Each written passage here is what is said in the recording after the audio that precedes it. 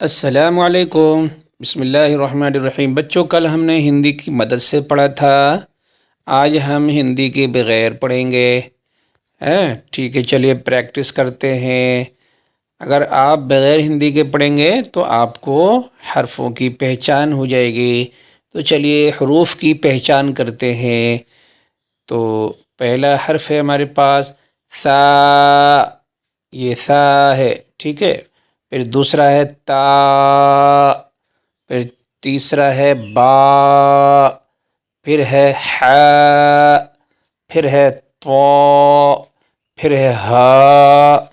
ان دونوں میں فرق یہ ہے، ان دونوں میں کہ یہ جو ہے آرام سے نکال لے سکتے ہیں، اور یہ جو ہے حا، یہ والا، یہ تھوڑا حلق سے نکالیں گے حا، اور اسی طرح سے یہ ہے ہا، ٹھیک ہے۔ یہ حا ہو گیا اور یہ جو ہے یہ ہا ہو گیا، ٹھیک ہے۔ اگلا ہے آپ کے پاس خا، پھر آگے ہے شین، پھر ہے سین، پھر ہے قاف، ذال، زا، اس کو زا پڑھیں گے، ٹھیک ہے۔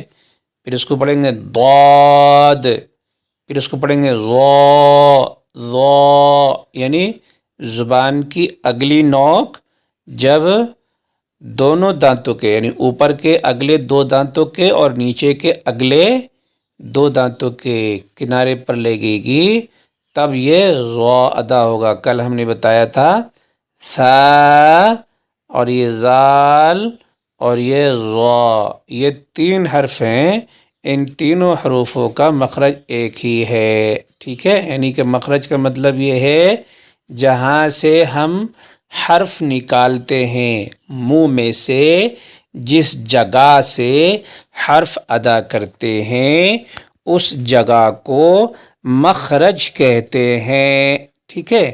کیا کہتے ہیں بچوں؟ مخرج کہتے ہیں۔ تو سا اور یہ ذال اور یہ ظا، ظا کا مخرج ایک ہی جگہ سے یہ تینوں حرف ادا کیے جاتے ہیں۔ تو پڑھیے ظا، پھر پڑھیے الف، پھر پڑھیے عین، پھر پڑھیے نون، پھر پڑھیے میم، پھر پڑھیے لام، دال، جیم، را، صاد، کاف، نون، غین، فا، یا، را، صاد، کاف، واو، حمزہ، اور یہ بڑی یا کر کے بولیں گے، پھر یہ یا بولیں گے، ٹھیک ہے۔ تو بچوں ان حرفوں کو کھینچ کھینچ کر پڑھنا ہے۔ اس ویڈیو میں آپ کو پریکٹس کرنا ہے۔ ایک بار سنیے ویڈیو، پھر دوبارہ پلے کر کے دوبارہ سنیے۔